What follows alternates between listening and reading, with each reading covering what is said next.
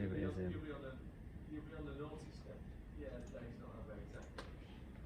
Oh, it is him.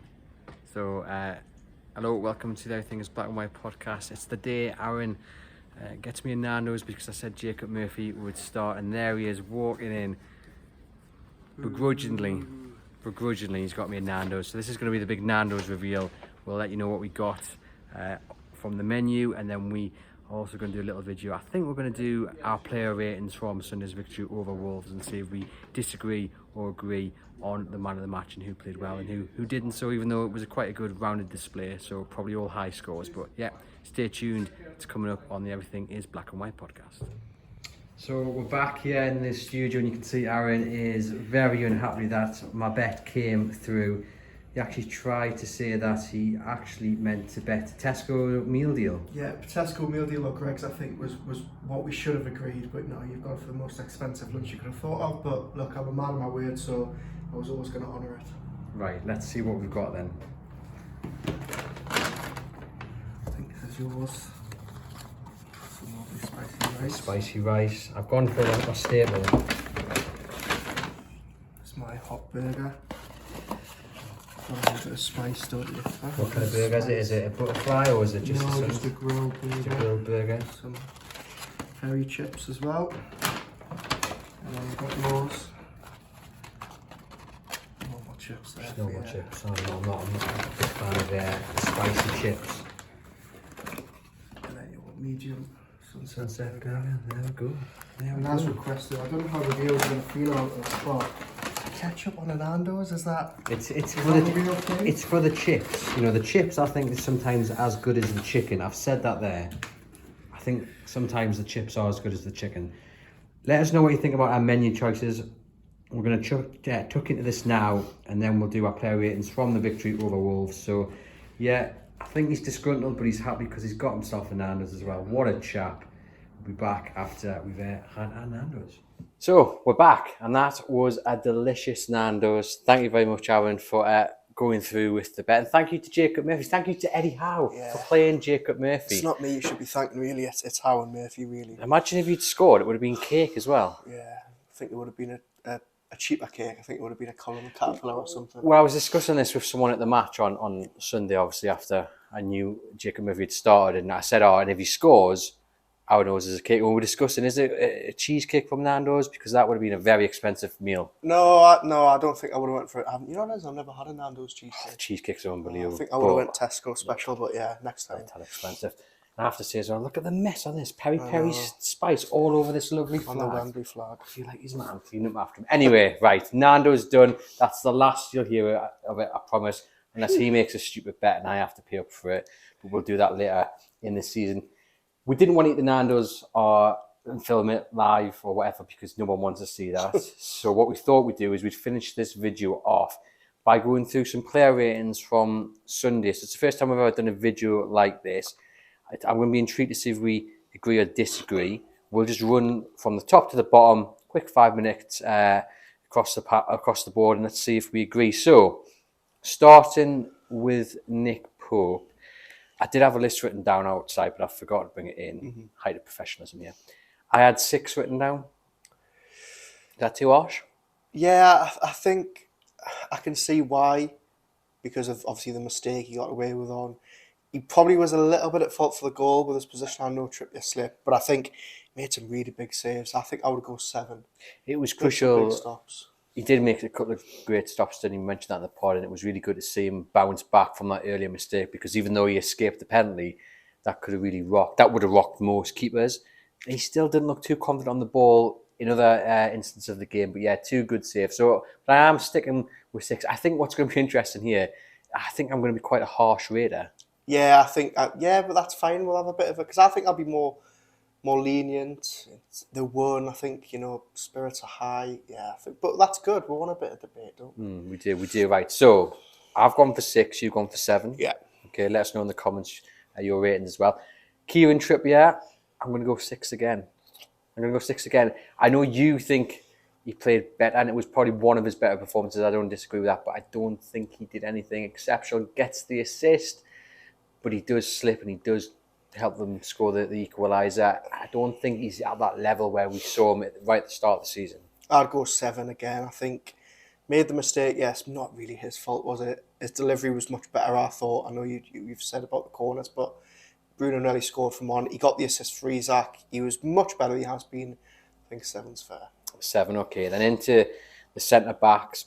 Botman, I'm going to go 7. I thought he was solid without really doing anything too memorable or special.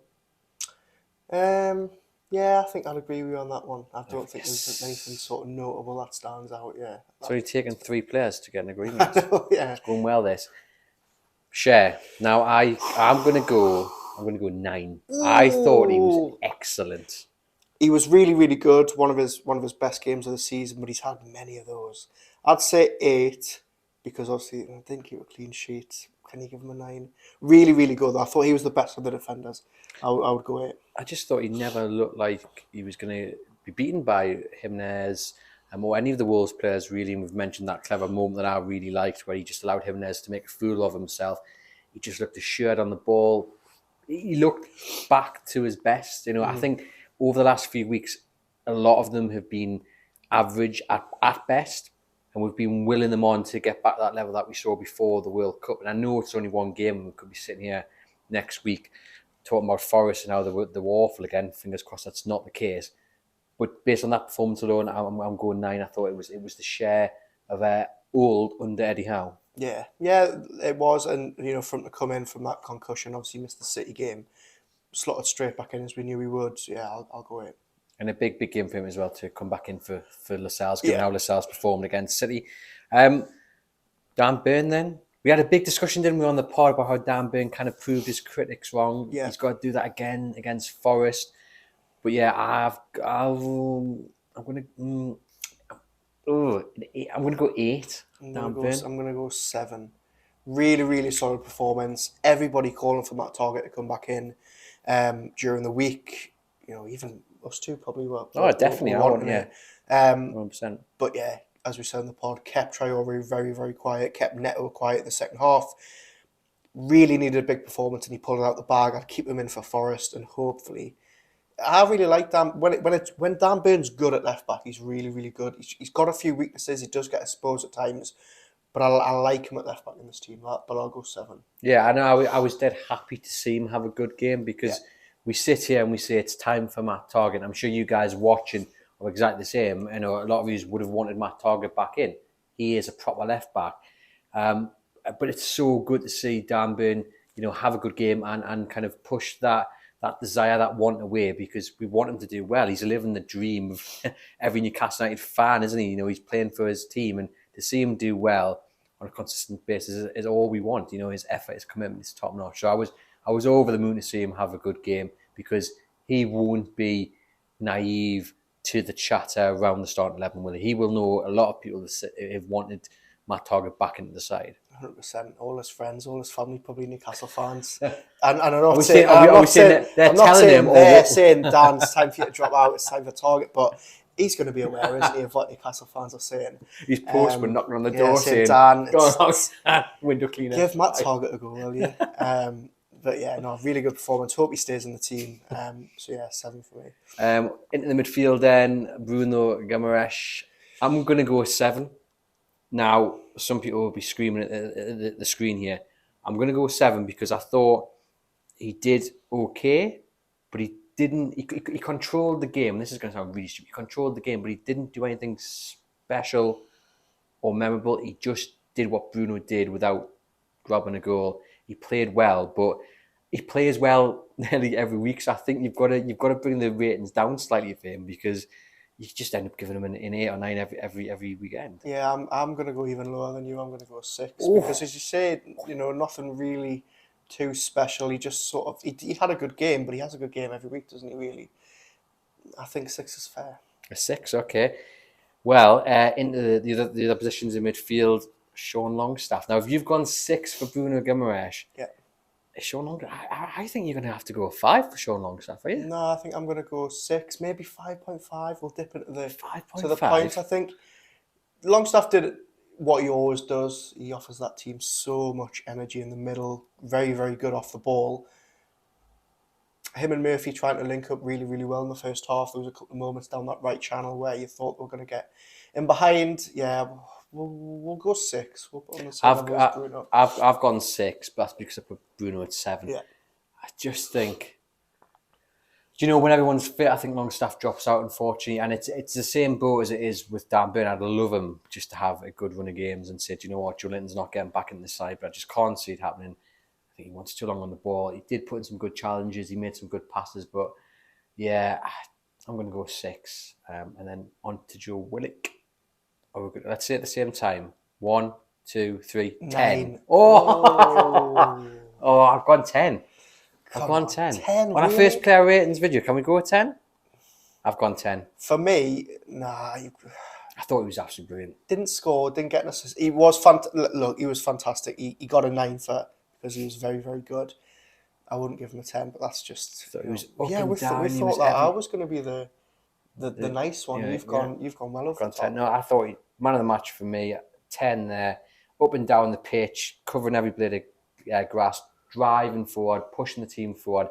The assist for Miggy, and we'll concentrate on that actual assist, but he started the move as well, getting stuck in, organising, directing, chatty, doing the Matt Ritchie, the verbals. You know, I thought, all round a great performance. Got to see more of that from him. So he's a 10 for me. Onto the wings, Jacob Murphy, the Nando's man. Yeah, the man we didn't think would start. Well, no, speak for yourself. 7 for me. 7 for me. I thought, he's done enough to be in that starting 11 against Forest.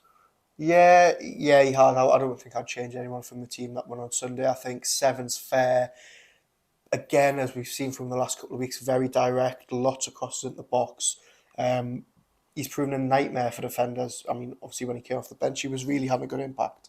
7, I think 7's fair for Murphy. And on the other side, Hans Maxman. See, I know we disagreed on the podcast for how good of a game he had. I thought he had a good game. I'm also going to go 7. I think he's probably the one under threat via Miggy for Friday. I think he did enough to be well within the discussion.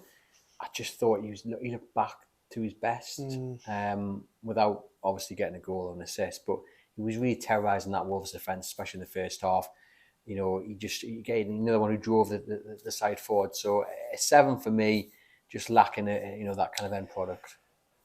I'll go 6.5. Really, really good first half. He was loving the points, aren't you? Yeah, because I don't want to give him too high. I don't want to give him too low. 6.5 feels right. Very, very good first half. Direct, driving at defenders. I still feel like the shackles are on a little bit with him. I still think Howe's trying to get the best out of him, but St. Maximin's trying to learn how to be a more all-rounded player. 6.5. 6.5. But I would keep him in the team for Friday. There we go. And finally, Alexander Isak. Goal scorer. 9.5. 9.5. The decimals are coming. Yeah. I'm going to go 9. I'm not a fan of giving halves. Okay. So I'm going to go 9. Okay. Absolutely superb. Keeps his spot on that team without a shadow of a doubt. I mean, what a goal. Great header. Gallagher end, fantastic. But also just his desire to run at the defenders, and that's what Newcastle have been lacking. Totally different striker to Callum Wilson. But it was interesting. I was speaking to a football scout on Sunday before the game, and he said, Isak doesn't score. Isak doesn't score goals.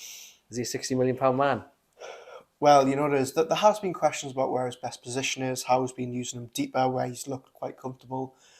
Sunday for me was proof that they've got a £60 million striker in Alexander Isak, definitely. 9.5? 9.5. So that means he's your man of the match? Yeah, he was. He was, even though he came off and, you think he only played 68 minutes. Howe says that he's not, fit enough to play 90 minutes in this team, which he clarified on Sunday. I thought he was the best player on the pitch. I thought with the ball, so brilliant, running at defenders, fantastically taking goal, and off the ball, just press, which is what Howe wants.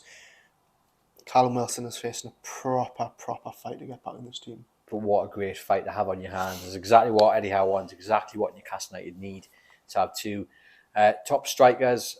Hopefully Callum Wilson can follow Isak when he does get his chance and get back onto form. But that has been the player ratings. That has been the Nando's menu reveal.